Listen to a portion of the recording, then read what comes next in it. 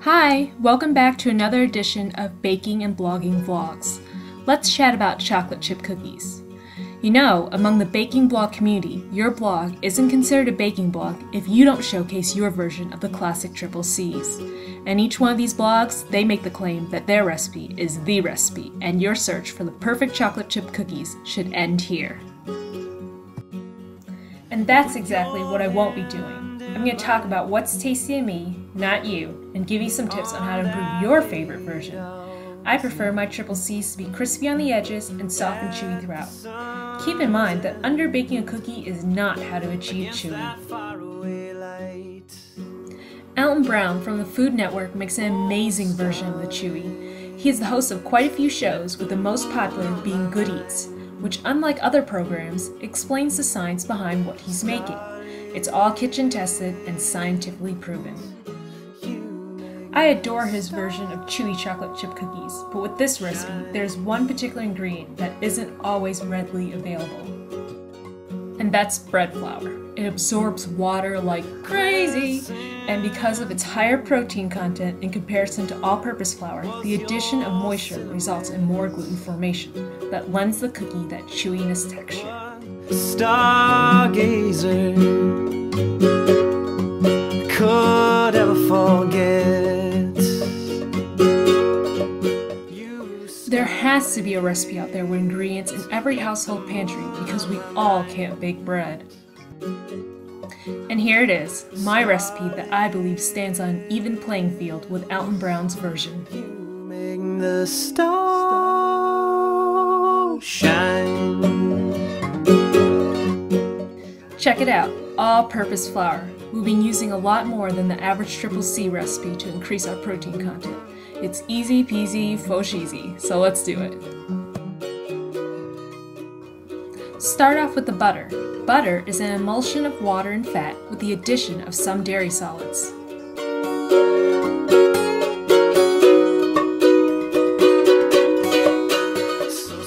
It is so very important that the butter be at room temperature for these cookies. Room temperature allows for the maximum amount of air to be incorporated. Add in the white and brown sugars. We're using a larger ratio of brown to white because of the molasses it contains. And the sky without end. Oh, Scarlet, you left the moon on my mind. Now beat it for 5 minutes on medium speed. We do this to avoid flat cookies. This lengthy mixing time provides the aeration we need. We also do this to allow the sugar crystals to cut into the butter, which creates small bubbles. It is these bubbles that make it easier for other ingredients to incorporate into the batter. And you can see it too. Look at how the texture of the batter changes. It is getting fluffy and lighter. So turn up that mixer and walk away. There's no such thing as overmixing here. And if you don't have a mixer, do it the old-fashioned way with a whisk in hand. Now it's time to add the egg. Make sure it is fully incorporated before proceeding. Measure and add the vanilla. You may notice that we are using more vanilla per serving on this recipe. We do it not just for the flavor, but for the liquid as well, because egg whites contain hydrophilic amino acids, which can dry out our cookie.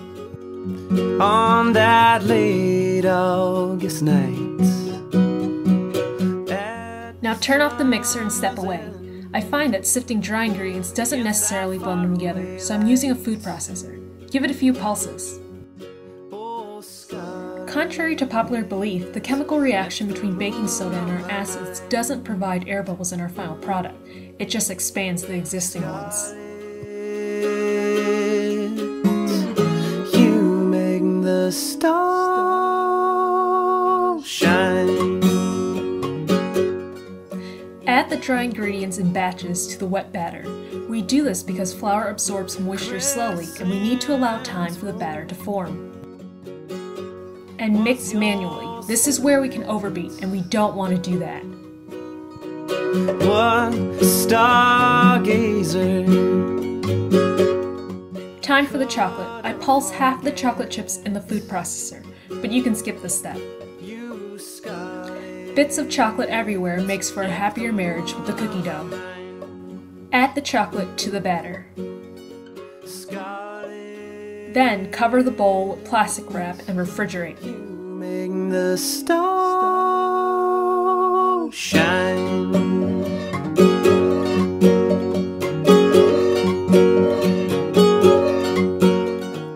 This is the cold dough.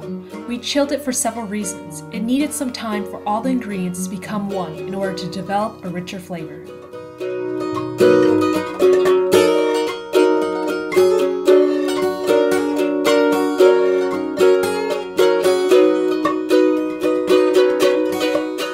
We also had to cool down the dough because when we used the mixer, it heated up the butter. If the butter reaches its melting point and the butter fat separates, we just lost our emulsion. Had we gone straight from bowl to oven, the butter would melt in seconds and you'd have the flattest cookie ever, and all your nicely portioned cookies would become one big one. Don't forget to sprinkle your cookies with kosher salt. You left the moon on my mind. Scarlet. Notice how my first batch is a tad bit chunky. I could wait 3 hours, but apparently not a minute more. Once removing the batter from the fridge, allow it to reach room temperature. Cold butter takes longer to melt in the oven. By the time it is ready to spread, the batter has already finished cooking. But I solved the problem, not by waiting more, but by squishing the cookie flat with the palm of my hand prior to baking. Can you see the difference? Whatever the shape and size, it tasted just as good. Flat or puffy, these cookies were soft and chewy and were neither crunchy nor cakey. And there you have it. That's my recipe for chewy, salted chocolate chip cookies. I hope you found this video blog entry to be informative and helpful for when you're making your version of the perfect chocolate chip cookies in your kitchen. Good luck! Against that faraway light. Oh, Scarlet, you left the moon on my mind.